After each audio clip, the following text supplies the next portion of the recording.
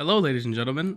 How's everyone doing? How's everyone's week so far? It's barely Monday for me, but it's been a while. So I just want to check in, make sure everyone was fine.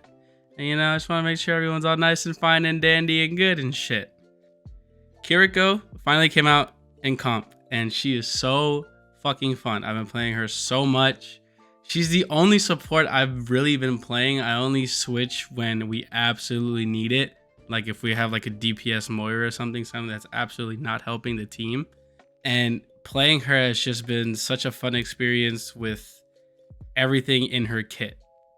In my previous video where I was talking about the nerfs that were coming and all that good stuff, I threw in like my 2 cents about Kiriko, and I thought that she wouldn't be that much of a support character. She'd be more like a Zen or something where she does more damage than she does healing.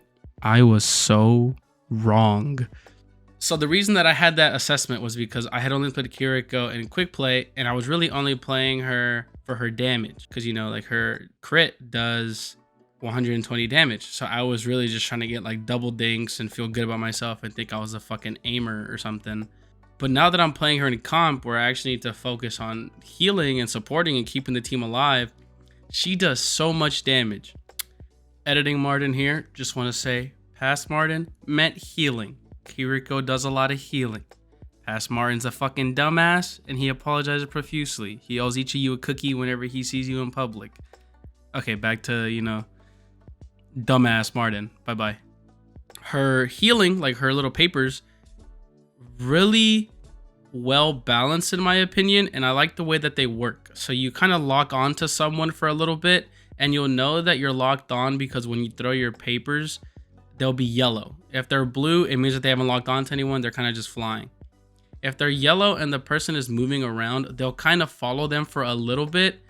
After a little bit of a time, like a little bit of a range, they'll stop following. Or like if they go behind a wall or something or a structure, the papers will like crash into the structure and they won't like reach them. I like her range as well. It's not super far, kind of like Moira, but I feel like having her range where it is now, where her papers can also follow someone to get heals, is really good because you can really just back up to get into her range and then push up again and you'll be like perfectly fine. But she does so much healing. Like for an example, I think the lowest I've gotten for healing as Kiriko was a blowout push game. And when I say blowout, I'm talking about like we were pushing the bot the entire way. We were like hardly ever contested. And I got 3k, between like 3 and 5k healing. But at the same time, on the other end of the spectrum, I played like a no overtime, full length escort or like a hybrid map. And I will have between 10k and 20k healing. And that's focusing on just healing. So literally just holding right click. I will say though, her left click or like her kunai are so much fun for the simple fact that you can literally just hold an angle or like hold a crevice and just spam it and you're bound to hit something. Whether you're aiming at body level or head level, you're gonna do some damage. Obviously you wanna focus on healing your team as a support, but if everyone's full health and you're kind of just like holding them in spawn or holding a choke, you might as well just find some little angle and just start throwing the knives because, fuck it. You might as well get some damage in.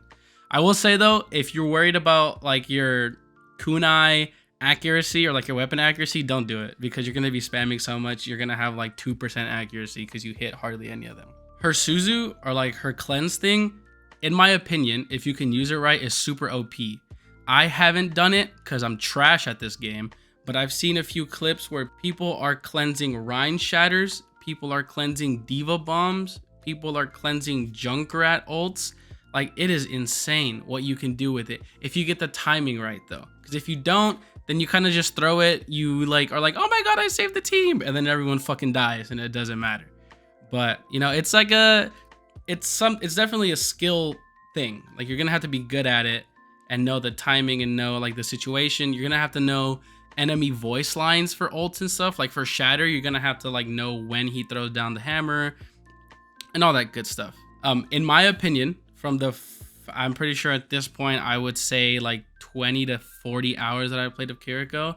I think my best support duos would be Kiriko and Bap, just because Kiriko has that individual healing. Don't get me wrong, she can heal multiple people. You can literally just like hold right click and then wave your mouse around and it'll hit whoever it locks on. But Bap has that more instant group healing that kind of takes over that, oh no, we're like about to die, we need to pump out all like heals right now. That's what Bap's for. Another one would be Moira, for the same reason, especially like for her orbs and just for the simple fact that she like Moira has such a heal output that if Kiriko's having some issues, the Moira will definitely back up the healing that is like needed if the team is dying too fast or if they're taking too much damage. And finally, from my experience, I think the last, obviously I'm not a pro, but the last support duo that I think really works with Kiriko is Kiriko and Lucio. And I'm pretty sure you notice a pattern that all the other supports that are good with Kiriko are very AoE support. And that's just because you kind of need that AoE healing all around. Even though Kiriko does do a lot of healing, it's very focused on one person. So having that like Lucio passive heal, or the Moira orb and gas, or like the Bap potion pop thing, how it does all that does AoE, it's like super duper helpful. But I'm pretty sure that a good Kiriko player can probably make herself sustainable with someone that's kind of off meta.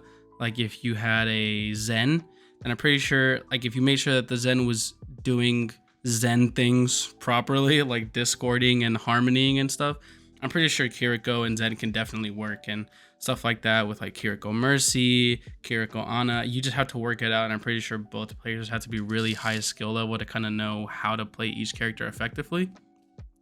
But yeah, that's my thoughts on Kiriko in the first week. It was really fun. She's really fun. I love playing her. She's probably my main support that I play now. I haven't really played Ana that much in the past week, and I don't regret it. I don't regret it at all. She's so fun.